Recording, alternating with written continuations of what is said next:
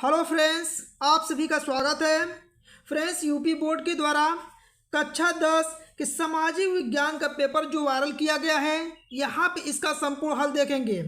Friends, इस paper में से आपके बोर्ड के एग्ज़ाम में जो 7 मार्च को सामाजिक विज्ञान का पेपर होने वाला है, उसमें आप सभी का 100% मैक्सिमम सवाल इसी पेपर से आने वाला है।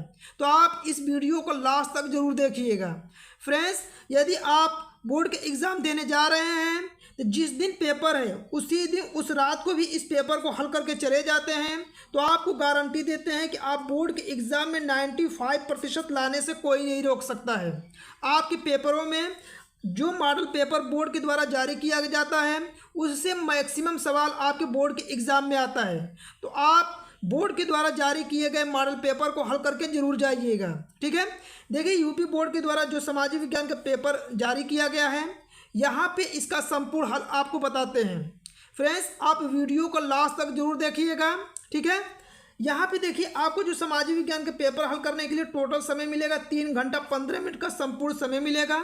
आपको जो पूर्णांक रहने वाला है टोटल 70 नंबर का रहने वाला है। ठीक है, इसके कुछ सामान्य निर्देश दिए जाते हैं जिसको आपको बोर्ड के एग्ज़ाम में जाने से पहले इस निर्देश के बारे में आप सभी को पता होना चाहिए कि आपको बोर्ड के एग्ज़ाम में इस निर्देश का मतलब क्या है, और निर्देश को पढ़ने से आपको ये पता चलेगा कि कौन से प्रश्न आपको करना है और कौन से प्रश्न आपको छोड़ना है। ठीक है, देखिए फ्रेंड्स, आप ज़रूर जब बोर्ड का एग्ज़ाम देने जाइएगा तो जो सामान्य निर्देश दिए जाते हैं उसको ज़रूर पढ़िएगा। ठीक है, देखिए यहाँ पे पहला आपका निर्देश क्या है कि सभी प्रश्न पहले तो आपको करना अनिवार्य है। ठीक है, इसमें 15 मिनट जो रहेगा आपको प्रश्न पत्र पढ़ने के लिए समय मिलेगा।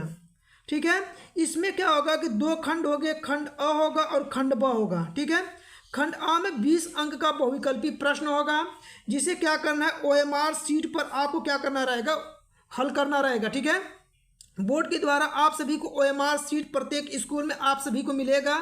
उस OMR शीट पर क्या करना रहेगा, जितने भी 20 बहुविकल्पी प्रश्न है उन बहुविकल्पी प्रश्नों को आपको OMR शीट पर हल करना है। ठीक है, 1 मिनट के लिए फ्रेंड्स आप वीडियो को स्किप मत कीजिएगा, अन्यथा बोर्ड के एग्ज़ाम में 95% अंक लाने से आप वंचित हो जाएंगे। ठीक है, देखिए आपका अगला निर्देश क्या है कि OMR जो सीट होता है उस पर आपको किसी प्रकार का काट पीट नहीं करना है, न उस पर इरेजर न वाइटनर का प्रयोग करना है। ठीक है, जैसे आपका 4 इस तरह बहुविकल्पी 4 इस तरह ऑप्शन रहेगा, इसमें से यदि आप एक बार किसी गोले को भर देंगे तो इसे आपको क्या करना है, किसी प्रकार काट पीट या इस पर वाइटनर का प्रयोग नहीं कर सकते हैं। इसीलिए जब OMR सीट भरिएगा तो उसे ध्यान से भरिएगा। ठीक है, देखिए खंड ब क्या है, खंड ब में 50 अंक का वर्णनात्मक प्रश्न रहेंगे जिसमें से वर्णनात्मक फर्स्ट है, वर्णनात्मक सेकंड रहेगा, और इसमें मानचित्र से संबंधित 2 प्रश्न दिए जाएंगे। इसीलिए बोल रहे हैं कि जो निर्देश है सामान्य निर्देश को आप पहले से जानते रहेंगे तो आप बोर्ड के एग्जाम में किसी प्रकार का कन्फ्यूज़न नहीं होगा। ठीक है,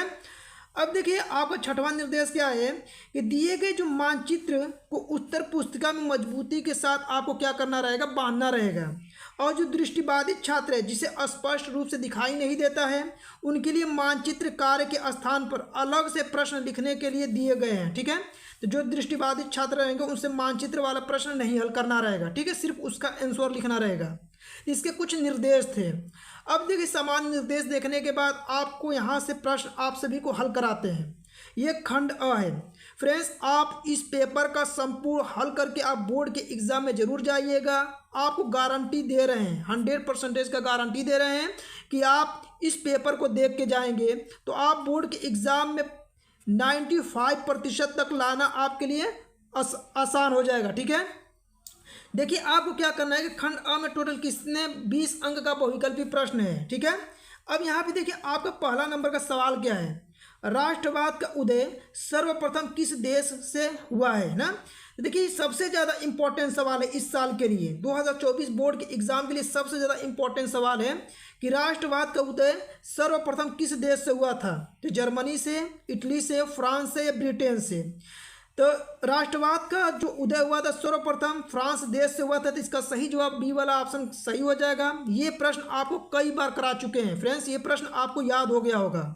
जितने भी पेपर आप सभी को करा रहे हैं उन सभी पेपरों का संपूर्ण हल देखा कीजिए, जितने भी पेपर हैं। यदि अभी तक नहीं देखे हैं तो आप वीडियो के प्लेलिस्ट से जाके उन सभी पेपरों का संपूर्ण हल देख सकते हैं। ठीक है, आपका देखिए अगला है कि ड्यूक मैटरनिक ने सामाजिक व्यवस्था का सबसे खतरनाक दुश्मन किसको माना है। ठीक है, ऑप्शन रूसो को माना था, विक्टर इमैनुअल को माना था, काल्विन को माना था, या जूसेपी मैत्सिनी को माना था।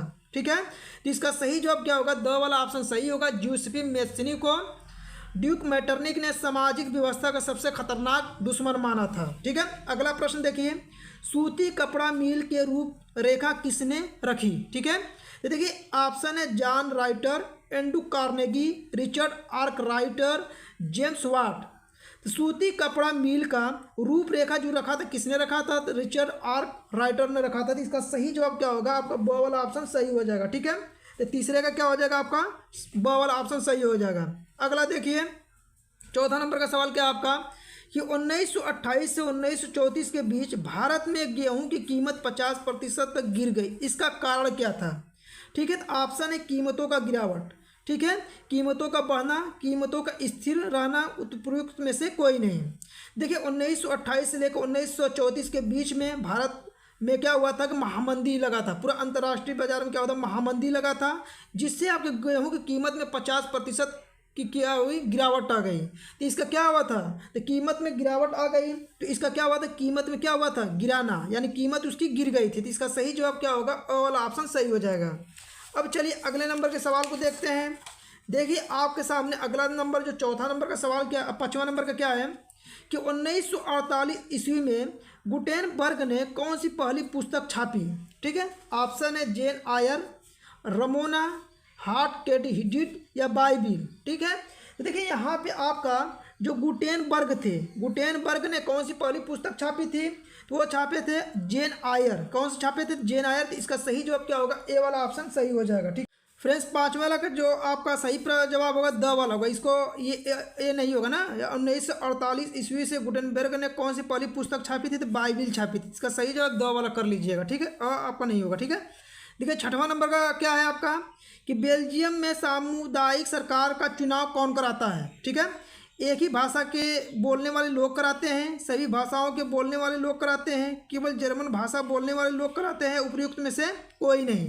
तो बेल्जियम में सामुदायिक सरकार का चुनाव जो कराते हैं वो एक ही भाषा बोलने वाले लोग कराते हैं। तो इसका सही जवाब अ वाला क्या हो जाएगा, सही हो जाएगा। ठीक है, अब देखिए आपका सातवां नंबर का सवाल क्या है कि निम्नलिखित में कौन सा लक्षण संघीय सरकार से संबंधित नहीं है, यानी संघीय सरकार से संबंधित आपका कौन सा नहीं है। कठोर एवं लिखित संविधान, शक्तियों का केंद्रीकरण, संघ एवं राज्यों के मध्य शक्तियों का विभाजन, सर्वोच्च न्यायालय। ठीक है, यहाँ पे देखिए पूछा है कि संघीय सरकार से संबंधित नहीं है, यहाँ पे नहीं पूछा है ना। देखिए यहाँ पे क्या है, कठोर एवं लिखित संविधान जो होता है संघीय सरकार में नहीं आता है। तो इसका सही जवाब अ वाला ऑप्शन क्या हो जाएगा, सही हो जाएगा। यानी कि भारत का जो संविधान है कठोर एवं लिखित संविधान, लिखित संविधान तो है लेकिन कठोर नहीं है। तो इसका सही जवाब अ वाला ऑप्शन क्या हो जाएगा, सही हो जाएगा। अगला देखिए आठवां नंबर का, निम्नलिखित में से लैंगिक असमानता को बढ़ावा देने का कारण नहीं है। ठीक है, ऑप्शन है श्रम का लैंगिक विभाजन। लैंगिक विभाजन का मतलब होता है जैसे स्त्री और पुरुष हुआ, तो क्या होता है, लैंगिक असमानता का क्या बढ़ावा देता है। समाज का पितृक प्रधान होना, ये भी आपका क्या होता है, लैंगिक समानता को बढ़ावा देता है। महिलाओं में साक्षरता दर की कमी, ये क्या होता है, लैंगिक असमानता को बढ़ावा देता है। लेकिन आपका लैंगिक असमानता को बढ़ावा देने का कारण नहीं है, तो वो होता है जैविक बनावट। तो इसका सही जवाब क्या होगा, बी वाला ऑप्शन क्या हो जाएगा, सही हो जाएगा। ठीक है, अगला देखिए 9वां नंबर का सवाल क्या है आपका, सांप्रदायिक की समस्या प्रारंभ होती है जब धर्म को एक ही राष्ट्र का आधार मान लिया जाए, या धर्म को राष्ट्र से अलग कर दिया जाए, या सभी धर्मों को समान रूप से माना जाए, या कुछ ही धर्मों को प्रधानता दी जाए। ठीक है, देखिए सांप्रदायिकता के समस्या का जो प्रारंभ होता है, किसके का प्रारंभ होता है, जब कुछ ही धर्म को आप प्रधानता देने लगते हैं तो वहाँ पे क्या होता है, सांप्रदायिकता उत्पन्न होने लगती है। इसका सही जवाब क्या होगा, द वाला ऑप्शन सही हो जाएगा। सांप्रदायिकता की समस्या प्रारंभ होती है, कब होती है, तो कुछ ही धर्मों को प्रधानता दी जाती है। ठीक है, इसका सही जवाब क्या होगा, द वाला ऑप्शन सही हो जाएगा। अगला देखिए आपका क्या है कि निम्नलिखित में से कौन सा संघीय सूची का विषय नहीं है, यहाँ पे नहीं बताना है। तो संघीय सूची का विषय में देखिए आपका प्रतिरक्षा आता है, मुद्रा आता है, विदेशी मामले, ये जितने भी ये संघीय सूची के विषय के अंतर्गत आते हैं। लेकिन जो शिक्षा होता है, शिक्षा आपका संघीय सूची का विषय नहीं होता है। तो इसका सही जवाब क्या होगा? स वाला ऑप्शन सही होगा। शिक्षा को याद रखिएगा, ये राज्य सूची का समवर्ती सूची का विषय है। किसका है? समवर्ती सूची का। तो समवर्ती सूची का विषय क्या है? शिक्षा है। जबकि प्रतिरक्षा, मुद्रा, विदेशी मामले ये संघ सूची का विषय है। ठीक है, तो यहाँ पे नहीं पूछा तो कौन नहीं है? शिक्षा नहीं है। ठीक है, अगला देखिए 11वां नंबर का सवाल, निम्नलिखित में से पंजाब में भूमि संकुचन का मुख्य कारण है। ये तो प्रश्न आपको कई बार बता चुके हैं। ये क्या होगा? अधिक सिंचाई। पंजाब में भूमि संकुचन का मुख्य कारण क्या है? अधिक सिंचाई। अधिक सिंचाई होने के कारण क्या होता है कि पंजाब में अधिक से अधिक क्या होता है? कृषि की जाती है। ठीक है, अगला देखिए आपका क्या है सवाल 12वां नंबर का, कि निम्नलिखित को सुमेलित करते हुए सही विकल्प का चयन कीजिए। देखिए यहाँ पे मिलाते हैं। देखिए भाखड़ा नांगलबाद कहाँ पे है? तो भाखड़ा नांगलबाद आपको कई बार बता चुके हैं। मानचित्र में ये सवाल भर के भी बताएं आपको। अभी तक मानचित्र से संबंधित अभी सवाल आप नहीं हल किए हैं तो आप प्लेलिस्ट से जाके सभी प्रश्नों को देख सकते हैं। ठीक है, अब देखिए हीराकुंड कहाँ पे है? तो महानदी पर। कहाँ पे है? महानदी पर है। ठीक है, और सरदार सरोवर बांध कहाँ पे है? तो नर्मदा नदी पे है। तो टिहरी बांध कहाँ पे है? तो भागीरथी नदी पे है। तो देखिए क का आपको कौन सा चौथा? तो यहाँ पे क का कौन सा है? तीसरा है ना। देखिए क का तीसरा है सतलुज नदी। तो क का तीसरा ये है। देखिए ये वाला ऑप्शन आपका गलत हो जाएगा, ये वाला ऑप्शन गलत हो जाएगा। क का तीसरा में आपका और सही हो सकता है हीराकुंड बांध। मतलब ख का कौन सा चौथा? तो ख का चौथा। देखिए ख का चौथा इसमें आ रहा है, तो इसका मतलब स वाला ऑप्शन क्या हो जाएगा? इसका सही हो जाएगा। ठीक है, तो इस प्रकार से आप ऑप्शनों को छांट सकते हैं। अगला नंबर का देखिए प्रश्न क्या है आपका, कि निम्नलिखित में से प्राथमिक क्षेत्र का क्रियाकलाप नहीं है, यानी प्राथमिक क्षेत्र के अंतर्गत कौन नहीं आता है? ऑप्शन है मछली पकड़ना, कृषि, गुड़ बनाना, डेयरी। यहाँ पे देखिए जो कृषि होता है प्राथमिक क्षेत्र के अंतर्गत आता है, और गुड़ बनाना भी आपके प्राथमिक क्षेत्र के अंतर्गत आता है। लेकिन यहाँ पे पूछा है प्राथमिक क्षेत्र के अंतर्गत कौन नहीं आता है। यहाँ पे क्या पूछा है आपसे कि प्राथमिक क्षेत्र के अंतर्गत कौन नहीं आता है? देखिए मछली पकड़ना और डेयरी ये दोनों जो होते हैं आपके प्राथमिक क्षेत्र के अंतर्गत नहीं आते हैं। तो क और घ क्या हो जाएगा आपका? यहाँ पे क्या हो जाएगा आपका? यहाँ पे देखिए यहाँ पे आपका डेयरी जो होता है, देखिए कृषि हुआ और डेयरी ये प्राथमिक क्षेत्र के अंतर्गत आते हैं। क्या होते हैं? प्राथमिक। यहाँ थोड़ा कर लीजिएगा, प्राथमिक क्षेत्र के अंतर्गत क्या आते हैं आपके? कृषि आता है। ये कई बार आपको प्रश्न बताए हैं, कृषि आता है। इसके अलावा क्या होता है? डेयरी। ठीक है, डेयरी क्या हो जाता है आपका? प्राथमिक क्षेत्र के अंतर्गत आते हैं। लेकिन आपका मछली पकड़ना और गुड़ बनाना ये द्वितीय क्षेत्र के अंतर्गत आते हैं। इसका सही जवाब क और ग होगा। तो देखिए क और ग यहाँ पे, तो ब वाला ऑप्शन इसका क्या होगा? सही होगा। ठीक है, तो प्राथमिक क्षेत्र के अंतर्गत कौन नहीं आता है? तो मछली पकड़ना और गुड़ बनाना जो होता है प्राथमिक क्षेत्र के अंतर्गत नहीं आते हैं। तो मछली पकड़ना और गुड़ बनाना द्वितीय क्षेत्र के अंतर्गत आते हैं। ठीक है, इसको भी याद रखिएगा। अगला देखिए 14 नंबर का, सार्वजनिक एवं निजी क्षेत्र को किस आधार पर वर्गीकृत किया गया है? तो ये देखिए सार्वजनिक और निजी क्षेत्र को किस आधार पर वर्गीकृत किया गया है? ये कई बार आप सभी को प्रश्न करा चुके हैं।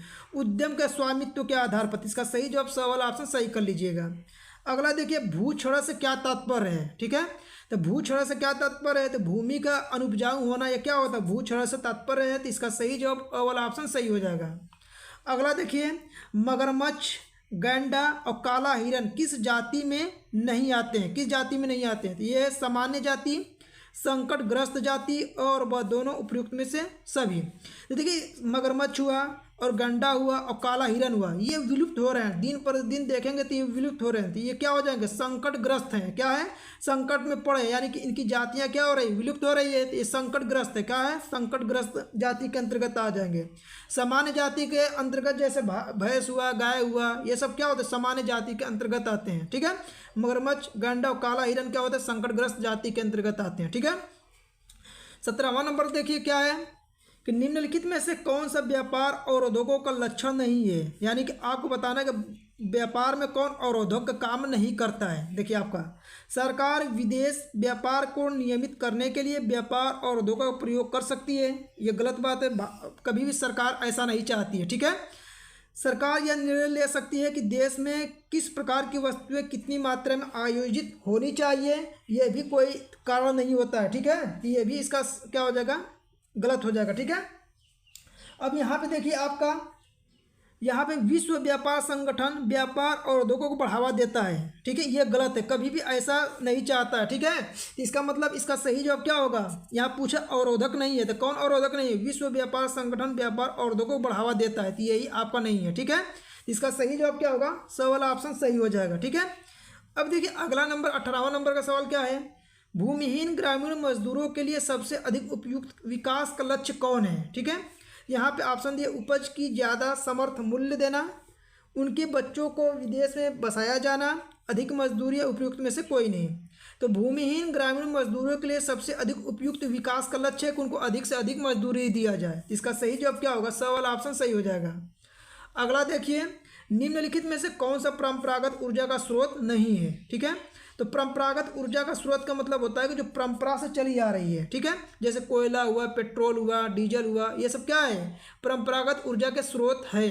जबकि यहाँ पूछा है परंपरागत ऊर्जा के स्रोत नहीं है, जैसे आपका पवन ऊर्जा, सौर ऊर्जा, भूतापी ऊर्जा, ये सब क्या है, परंपरागत ऊर्जा के स्रोत नहीं है, यानी कि अपरंपरागत स्रोत के अंतर्गत रखा गया है। तो इसका सही जवाब क्या होगा, ब वाला ऑप्शन सही हो जाएगा।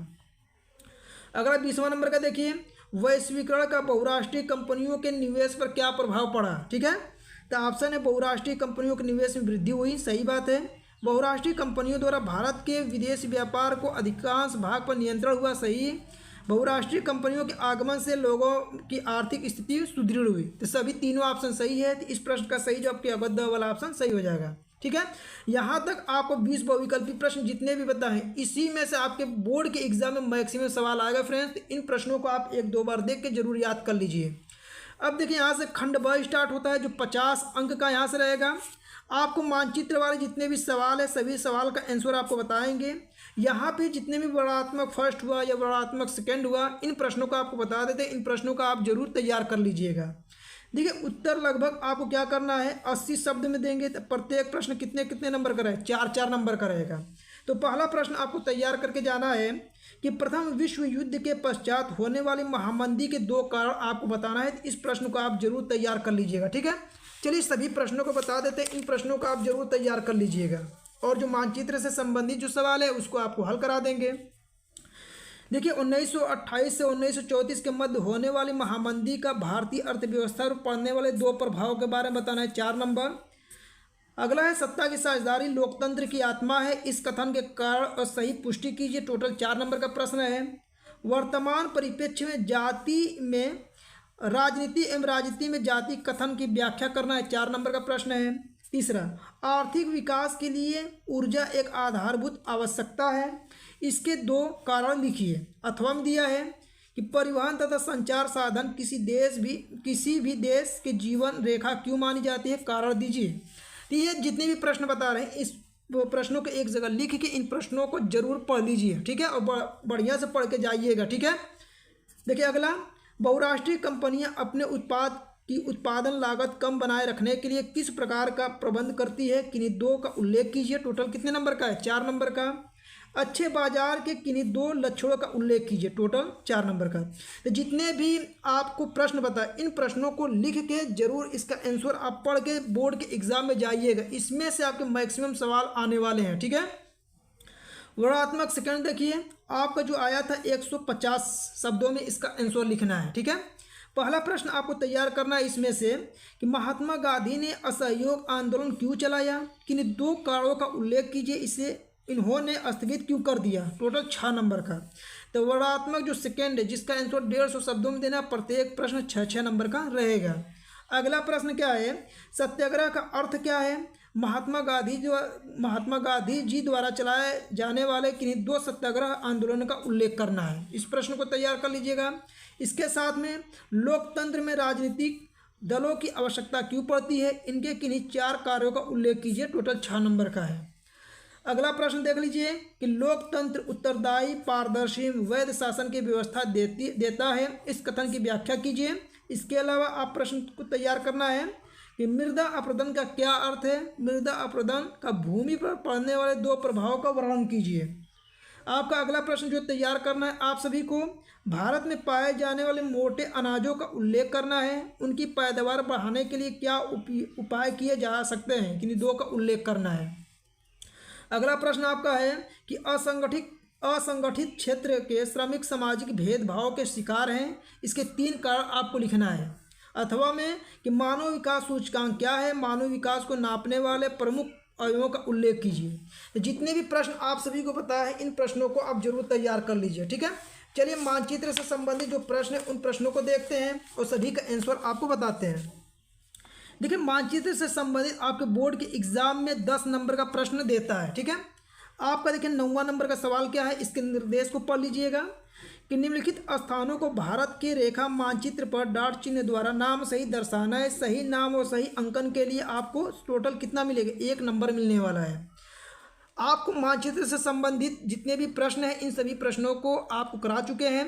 आप यदि मानचित्र से संबंधित प्रश्न देखना चाहते हैं तो आप प्लेलिस्ट से जाके उसको सभी वीडियो को देख सकते हैं। उतना वीडियो देख लेंगे तो आपका 10 नंबर कहीं नहीं गया है, ठीक है। देखिए आपका क वाला है कि वह नगर जहाँ जालियांवाला बाग हत्याकांड हुआ था। तो कहाँ पे जालियांवाला बाग हत्याकांड हुआ था, तो अमृतसर में हुआ था। कहाँ पे हुआ था, अमृतसर। और ये अमृतसर पड़ता कहाँ पे है, तो पंजाब में, ठीक है। तो आप मानचित्र पे से भर लीजिएगा। वह स्थान जहाँ नील की खेती करने वाले किसानों का आंदोलन हुआ था, तो कहाँ से हुआ था, तो चंपारण बिहार से हुआ था। कहाँ से हुआ था, चंपारण बिहार, ठीक है। आपको साथ में राज्य भी बता दे रहे हैं जिससे आपको मानचित्र भरने में किसी प्रकार का प्रॉब्लम ना हो। अगला है वह स्थान जहाँ सूती मिल श्रमिकों ने सत्याग्रह किया था। तो कहाँ से किया था, तो अहमदाबाद। ये अहमदाबाद है कहाँ पे, तो गुजरात में है, ठीक है।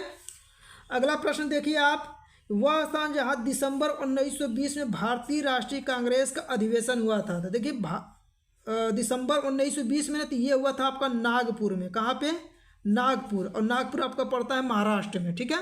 तो जितने प्रश्न बताएं इन प्रश्नों को आप जरूर तैयार कर लीजिए, ठीक है। अब देखिए यहाँ पे क्या है कि जो दृष्टिबाधित परीक्षार्थी है, यानी कि जिसको स्पष्ट रूप से दिखाई नहीं देता है, उनके लिए सिर्फ आंसर लिखना रहेगा और ऊपर जो बताएं आपको मानचित्र साथ में भरना रहेगा, ठीक है।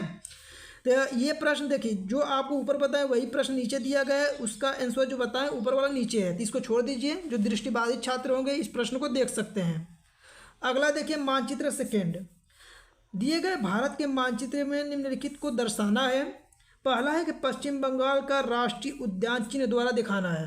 देखिए पश्चिम बंगाल का राष्ट्रीय उद्यान जो है वो है आपका सुंदरवन राष्ट्रीय उद्यान। सुंदरवन राष्ट्रीय उद्यान, राष्ट्रीय उद्यान इस, ठीक है, उद्यान। और ये पश्चिम बंगाल में, तो पश्चिम बंगाल में दिखा दीजिएगा। अगला देखिए नर्मदा नदी पर बना एक बांध को दिखाना है, ठीक है, कि नर्मदा नदी पर कौन सा बांध आपका बना है। देखिए आपको मानचित्र में नर्मदा नदी पर जो बांध दिखाना है वो है आपका सरदार सरोवर बांध। कौन सा बांध है, सरदार सरोवर बांध। सरदार सरोवर बांध को नर्मदा नदी पे दिखा दीजिएगा। और सरदार सरोवर बांध कहाँ पे, गुजरात में, ठीक है। अब यहाँ पे अगला है कि महानदी चिन्ह द्वारा दिखाना है। तो महानदी को, अब जो नदी है आपको महानदी को किसके चिन्ह द्वारा, तो पहले यह पता होना चाहिए कि महानदी किस राज्य से होकर जाती है। तो ये है आपका उड़ीसा से। कहाँ से, उड़ीसा से, ठीक है। इस तरह भर लीजिएगा। झारखंड का एक कोयला क्षेत्र का नाम, तो झारखंड में एक कोयला क्षेत्र का नाम है झरिया, ठीक है। अब झारखंड में झरिया दिखा दीजिएगा। इसके अलावा भारत के पूर्वी तट पर स्थित एक पत्तन का नाम डेल्टा चिन्ह द्वारा था। पूर्वी तट पर एक पत्तन का नाम जो है कोच्चि है। ये कोच्चि पड़ता कहाँ पे है, तो चेन्नई में। और चेन्नई जो है आपका तमिलनाडु में। तो तमिलनाडु में आप कोच्चि को दिखा दीजिएगा, ठीक है। ये सभी प्रश्नों का आंसर था। अब अगला प्रश्न यही है आपका दृष्टिबाधित जो छात्र उनके लिए है, ठीक है। जो दृष्टिबाधित छात्र इन प्रश्नों को पढ़ सकते हैं, ठीक है। अब देखिए फ्रेंड्स, ये पेपर जो है इतना वायरल होता है कि आपके पिछले साल जो 2023 में पेपर हुआ था, ठीक है, 2023 में आपके मॉडल पेपर में से मैक्सिमम सवाल आया था। तो आपके 2024 में जो बोर्ड का एग्ज़ाम 7 मार्च को होगा, इसमें सामाजिक विज्ञान के इसी मॉडल पेपर में से मैक्सिमम सवाल आएगा, ठीक है। तो आप इस पेपर को जरूर पूरा तैयार करके जरूर जाइएगा, ठीक है। तो फ्रेंड्स, आपको ये वीडियो पसंद आए तो वीडियो को लाइक करें, चैनल पे नए हैं तो चैनल को सब्सक्राइब करें और अपने दोस्तों के पास अधिक से अधिक वीडियो को शेयर करें।